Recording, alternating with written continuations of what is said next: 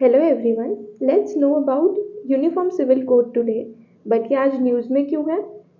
ये न्यूज़ में इसलिए है क्योंकि प्राइम मिनिस्टर नरेंद्र मोदी जी ने आज के ही दिन 27 जून को कुछ ये बोला that citizens belonging to different religion following different laws is an insult to India's unity. So basically Modi ji is pitching for uniform civil code. तो क्या after triple talaq, article 370 abolition, Ram Temple verdict, now is it time for UCC for India? So we have to wait for it. UCC होता क्या है?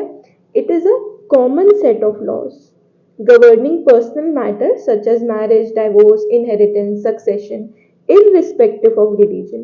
तो मतलब एक ही common law होगा जो कि इनहेरिटेंस, मैरिज और सक्सेशन, डाइवोर्स, इवन एडॉप्शन को भी रूल करेगा। तो एक कॉमन लॉ आ जाएगा। प्रेजेंटली अगर देखा जाए तो क्या स्टेटस है हमारा? Article 44 of the Indian constitution which is a DPSP, it also recommends UCC. वो क्या बोलता है?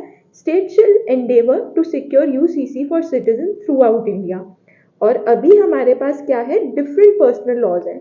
अगर फॉर एग्जांपल हम सिर्फ मैरिज की बात करें तो हिंदू मैरिज एक्ट अलग है, इंडियन क्रिश्चियन मैरिज एक्ट अलग है, Parsi marriage and divorce act अलग है। लेकिन अगर यूसीसी आ गया तो we will have one common law जो मैरिज को रेगुलेट करेगा। ठीक है, लेकिन अभी तक ये आया क्यों नहीं है, इसके कुछ पॉइंट्स हैं वो डिस्कस कर लेते हैं। पहले तो हम देखते हैं कि क्यों अभी तक नहीं आया। क्योंकि इसका इम्प्लीमेंटेशन बहुत मुश्किल हो जाएगा। अभी तक हमारे पास वन नेशन वन लॉ जैसी प्रैक्टिस नहीं है। क्यों नहीं है? क्योंकि डिफरेंट मतलब लॉज हर स्टेट में फॉलो होते हैं। अगर हम सीआरपीसी और आईपीसीसी की बात करें तो फिर तो ये एक कॉमन लॉ है जो कि सारे रिलीजन्स को गवर्न करेगा। तो ये बहुत डिफिकल्ट हो जाएगा इम्प्लीमेंट करना। दूसरा, it will be violation of fundamental right. क्यों वायलेशन होगा फंडामेंटल राइट का?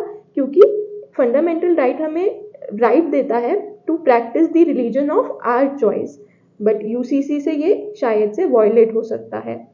It will also impact the diversity of India. हमारे बहुत ही rich cultural heritage, rich cultural diversity है जहाँ पे मल्टीपल ट्रेडिशन फॉलो होते हैं।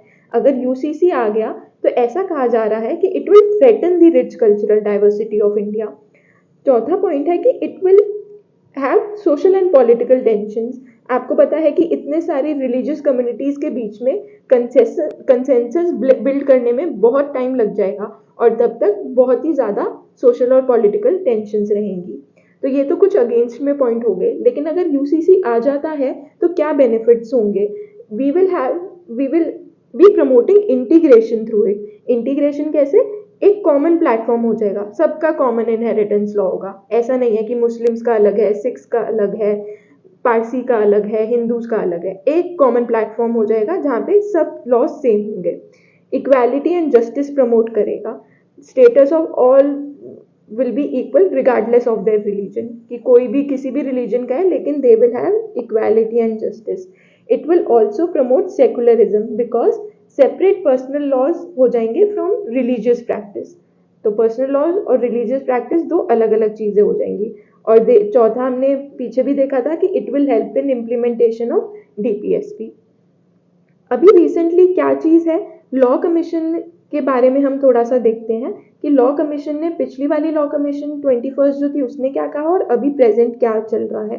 तो पिछली लॉ कमीशन 21 जो थी उसने 2018 में रिफॉर्म ऑफ फैमिली लॉ करके कंसल्टेशन पेपर निकाला।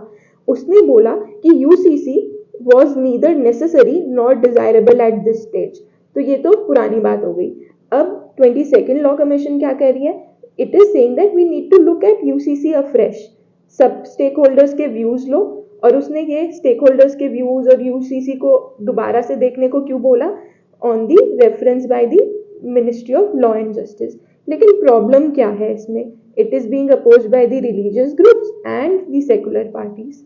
ठीक है, तो ये थोड़ा सा एक टसल पॉइंट है।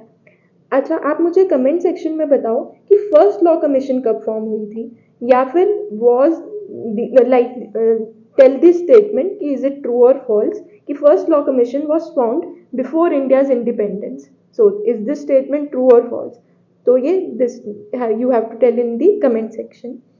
तो एक बार सुप्रीम कोर्ट के बारे में देख लेते हैं कि सुप्रीम कोर्ट ने क्या बोला। 1985 में जब शाह बानो केस हुआ था तो सुप्रीम कोर्ट ने सीआरपीसी को प्रेवलेंस दी थी ओवर मुस्लिम लॉ। मेंटेनेंस का ये केस था, डाइवोर्स केस था। तो तब भी सुप्रीम कोर्ट ने बोला था कि यूसीसी आना चाहिए। इवन 1995 में सरला मंडल केस एंड पॉल क्यूटिनो केस में 2019 के रीसेंट केस है, तीनों केसेस में सुप्रीम कोर्ट ने बोला कि यूसीसी को लेके आना चाहिए। तो अब प्रॉब्लम क्या हो रही है?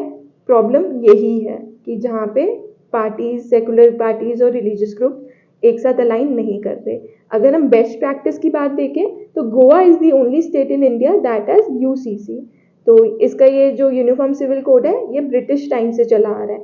In 1867 Portugal enacted the Portuguese civil code and it was implemented in Goa. So thank you very much.